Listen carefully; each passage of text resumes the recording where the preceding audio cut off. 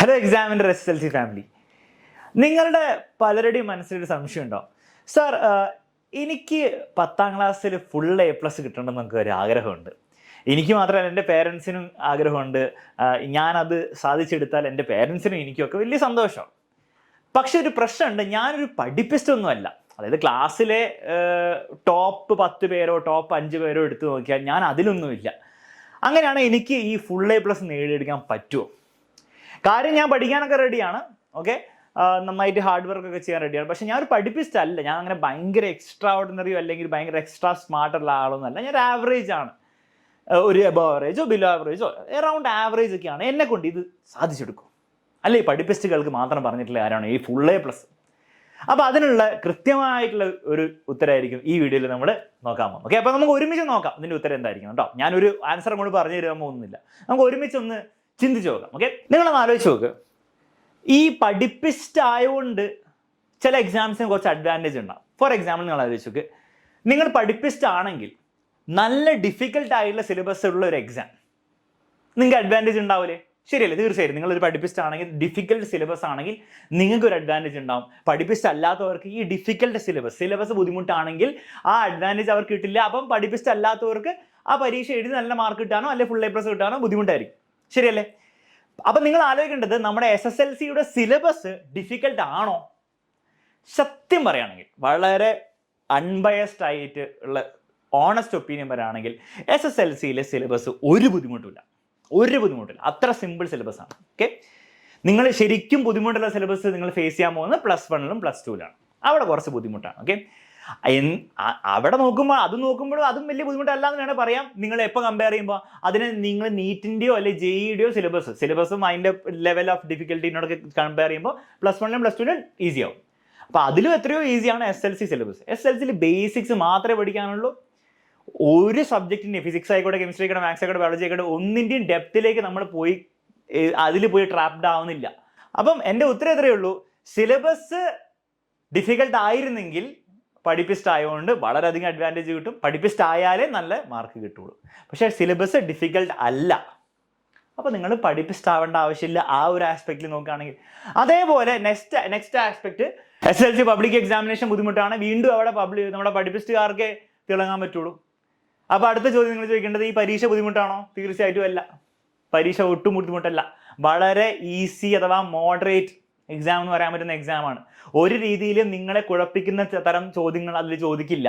ഇനി ചോദിക്കുകയാണെങ്കിൽ തന്നെ 1-2 ചോദ്യം, ആ 1-2 ചോദ്യം തെറ്റിയാലും നിങ്ങളുടെ A+ ആ സബ്ജക്റ്റിൽ പോകില്ല. ഓക്കെ, നമ്മൾ ഫുൾ മാർക്കിനെ പറ്റിയല്ല പറയുന്നത്, A+ പറ്റിയാണ്. അപ്പോൾ ഒരു കാരണവശാലും A+ തടയാൻ തക്കതയുള്ള ചോദ്യങ്ങളൊന്നും നിങ്ങളുടെ പരീക്ഷ നിങ്ങൾ ഒരിക്കലും ഒരു SSLC പബ്ലിക് എക്സാമിനേഷന് വന്നിട്ടില്ല, ഇനി വരുമില്ല. ഓക്കെ, അപ്പോൾ ഡിഫിക്കൽട്ട് എക്സാമിനേഷൻ ആണോ? തീർച്ചയായിട്ടും ഡിഫിക്കൽട്ട് എക്സാമിനേഷൻ അല്ല.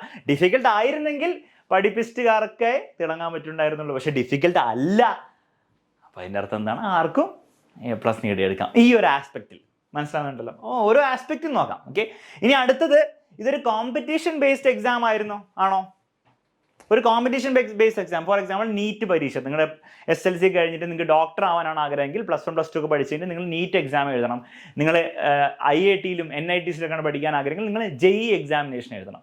അപ്പോൾ അതിൻ്റെ ഒരു പ്രത്യേകത എന്ന് വെച്ചാൽ, അതിലൊന്നും A+ വാങ്ങിക്കൊണ്ട് നിങ്ങൾക്ക് IITയിൽ അഡ്മിഷൻ കിട്ടില്ല. അതിലൊക്കെ റാങ്കാണ്. ഓക്കെ, നിങ്ങൾക്ക് 1 മുതൽ 500 വരെ റാങ്ക് കിട്ടിയിട്ട് നിങ്ങൾക്ക് ഒരു പ്രത്യേക IITസിൽ കിട്ടും. 500 മുതൽ 1000 ആണ് വേറെ സെറ്റ് ഓഫ് IITസിൽ കിട്ടുകയുള്ളൂ. ഓക്കെ, അങ്ങനെ. അപ്പോൾ നമ്മുടെ നീറ്റിൻ്റെ കേസിലാണെങ്കിൽ, മെഡിക്കലിൻ്റെ കേസിലാണെങ്കിൽ അതേപോലെ തന്നെ നിങ്ങളുടെ റാങ്ക് ബേസ്ഡ് ആണ്. അതിനാണ് നമ്മൾ കോമ്പറ്റേറ്റീവ് എക്സാം അഥവാ കോമ്പറ്റീഷൻ ബേസ്ഡ് എക്സാം എന്ന് പറയും. അപ്പോൾ അതിൽ കോമ്പറ്റീഷൻ ഉണ്ട്. നിങ്ങൾക്ക് ഒരാളെക്കാളും ബെറ്റർ ആയാലും നിങ്ങൾക്ക് നല്ല കോളേജ് കിട്ടുള്ളൂ. ഇവിടെ അങ്ങനെ ഒരു പ്രശ്നമുണ്ടോ? അങ്ങനെ പ്രശ്നമില്ല.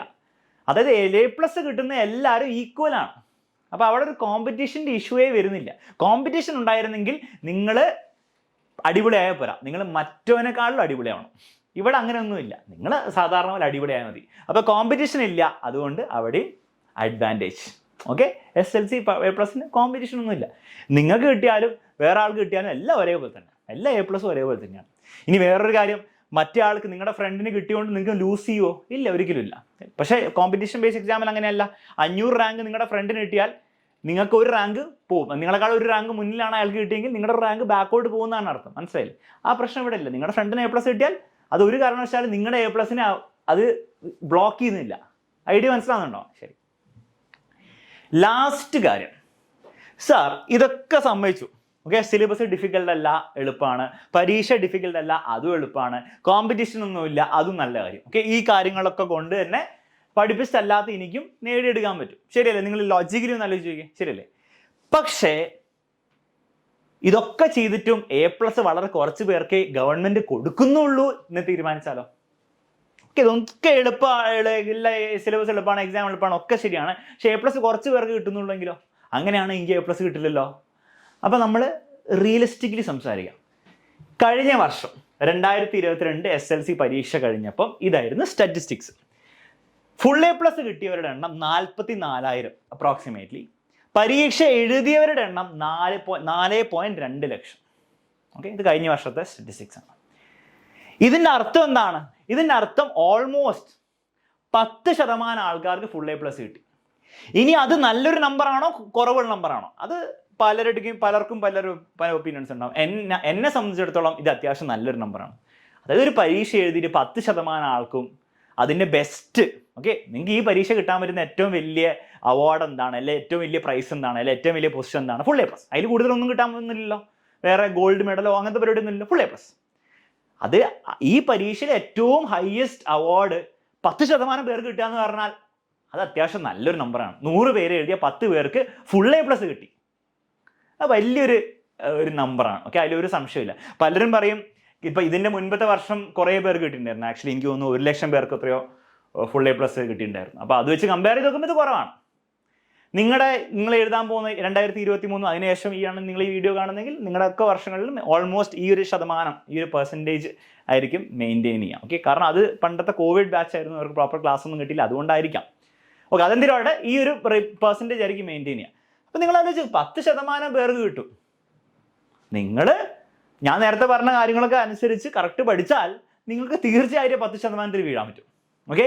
എപ്പോഴാണ് ഈ ബുദ്ധിമുട്ട് വരിക? 1% അല്ലെ 0.5% ഒക്കെ ആകുമ്പോഴാണ് ഈ ബുദ്ധിമുട്ട് വരിക. 1% പേർക്കേ കൊടുക്കുന്നുള്ളൂ ഫുൾ A+.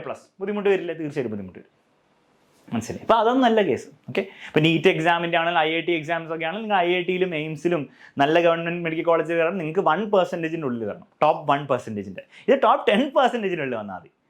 സോ ആ ഒരു കാര്യത്തിലും ഒരു ബുദ്ധിമുട്ടും ഇല്ല. only few get fully A+. അല്ല, അത്യാവശ്യം നല്ല ശതമാനം ആൾക്കാർക്ക് ഫുൾ A+ ലഭിക്കാറുണ്ട് എല്ലാ വർഷവും. അതിൻ്റെ അർത്ഥം ഈ വർഷവും വരാൻ പോകുന്ന നിങ്ങൾ പരീക്ഷ എഴുതാൻ പോകുന്ന വർഷവും സെയിം കാര്യമായിരിക്കും നടക്കാൻ പോകുന്നത്. അതായത് ചുരുക്കത്തിൽ പറഞ്ഞാൽ നിങ്ങൾ ഏറ്റവും ബെസ്റ്റ് ഓഫ് ബെസ്റ്റ് ഒരു പഠിപ്പിയാവണമെന്ന് ഒരു നിർബന്ധവും ഇല്ല ഫുൾ A+ നേടാൻ.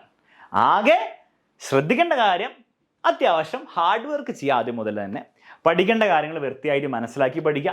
ക്വസ്റ്റ്യൻസ് അത്യാവശ്യം നന്നായിട്ട് പ്രാക്ടീസ് ചെയ്യുക, ഓക്കെ. ഈ കാര്യങ്ങളൊക്കെ നിങ്ങൾ വലിയ മോശമില്ലാത്ത രീതിയിൽ ചെയ്താൽ, ഭയങ്കര ഭീകരനൊന്നും ആവേണ്ട ആവശ്യമില്ല, വലിയ മോശമില്ലാത്ത രീതിയിൽ ചെയ്താൽ നിങ്ങൾക്ക് തീർച്ചയായിട്ടും ഫുൾ A+ നേടാനുള്ള എല്ലാ കാര്യങ്ങളും നിങ്ങൾ ചെയ്തിട്ടുണ്ടാവും. നിങ്ങൾക്ക് അത് നേടിയെടുക്കാനും പറ്റും, ഓക്കെ. അപ്പോൾ ഒരിക്കലും നിങ്ങളൊരു പഠിപ്പിസ്റ്റല്ല, അല്ല ടോപ്പ് 5 ടോപ്പ് 10 സ്കൂളിലോ ടോപ്പറൊന്നും അല്ല എന്ന് വിചാരിച്ചിട്ട് ആ ഫുൾ A+ എന്ന ഡ്രീം നിങ്ങൾ അതിനെ സപ്രസ് ചെയ്യരുത്, ഓക്കെ. അത് ഉള്ളിൽ കിടന്നിട്ട് കത്തണം. നമ്മൾ ആ ഫുൾ A+ വാങ്ങിയെടുക്കുകയും വേണം, ഓക്കെ. അപ്പോൾ ഓൾ ദി ബെസ്റ്റ് എവരിവൺ. ഇനി നമുക്ക് മറ്റൊരു വീഡിയോയിൽ കാണാം. നിങ്ങൾക്ക് ഈ വീഡിയോ യൂസ്ഫുൾ ആയെങ്കിൽ തീർച്ചയായിട്ടും കമൻറ്റ് ചെയ്യുക. വേറെ എന്തെങ്കിലും നിങ്ങൾക്ക് ആവശ്യമുണ്ടെങ്കിൽ, സ്പെസിഫിക് ആയിട്ട് എന്തെങ്കിലും നീഡ് ഉണ്ടെങ്കിൽ തീർച്ചയായിട്ടും നിങ്ങൾ അത് അറിയിക്കുക കമൻസിലൂടെ തന്നെ. Bye bye. നമുക്ക് അടുത്ത വീഡിയോയിൽ വീണ്ടും കാണാം.